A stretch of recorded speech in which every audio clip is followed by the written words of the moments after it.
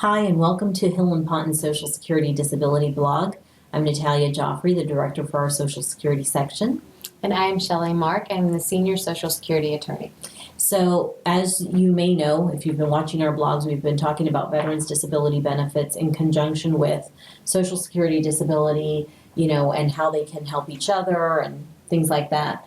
And so, one of the things that we were discussing is applying for Social Security if you're a disabled veteran, Right. and how that can help. Right. So you're going to kind of have a situation where it's going to depend on which one of your benefits is approved first, to which is going to have the favorable use of the evidence from the other. Meaning, if your Social Security is approved and you're found to be disabled and unable to work, then we will use that evidence in your VA claim to prove that you are disabled and unable to work. Although the government agencies aren't required to agree with one another, they are required to give a certain weight to the evidence that the other agency has found you to be disabled. Yeah. So it's not an automatic shoo-in. Just because Social Security says you're disabled, the VA can disagree, and just because the VA says you're disabled, Social Security can certainly disagree, and they do that frequently. And we have people tell us that all the time. Right. One's a federal agency and the other's a federal agency. How can one say I'm disabled and the other one doesn't? And it's like, listen, we agree with you. Right.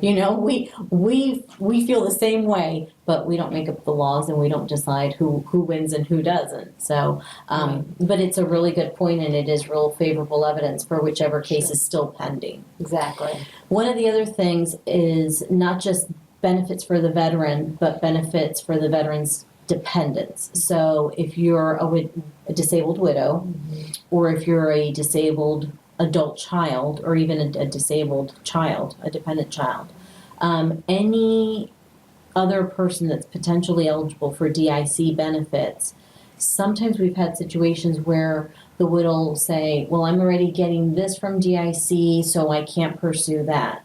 And what we want to tell you is, don't make that decision on your own. Right. Let us try to at least take a look and see, because there are a lot of situations to where, as a widow or a disabled child, you may be entitled to benefits from the Veterans Administration as well as the Social Security Administration.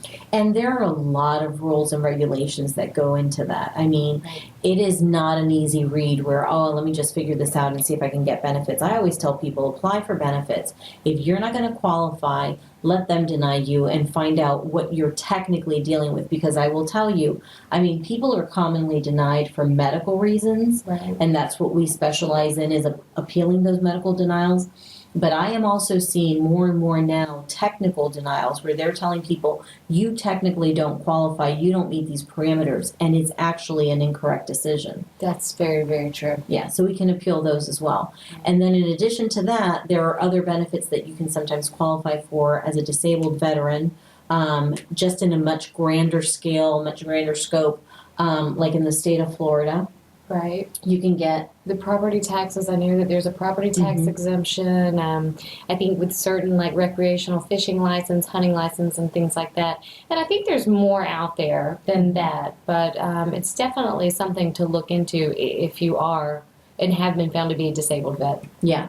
A lot of those depend on whether you're 100% service connected. I know that I believe, I shouldn't say I know, I believe. And this is why we don't like to specifically advise on those things, is because they can change. Sometimes if you're 100% service connected, sometimes if you have a lower connection. What we always recommend is that people talk to their VSOs and let them tell you the scope of what you can qualify for in your area, because sometimes it does depend on the state you're in, what you can qualify for free. But, right. Added benefits are added benefits. Absolutely.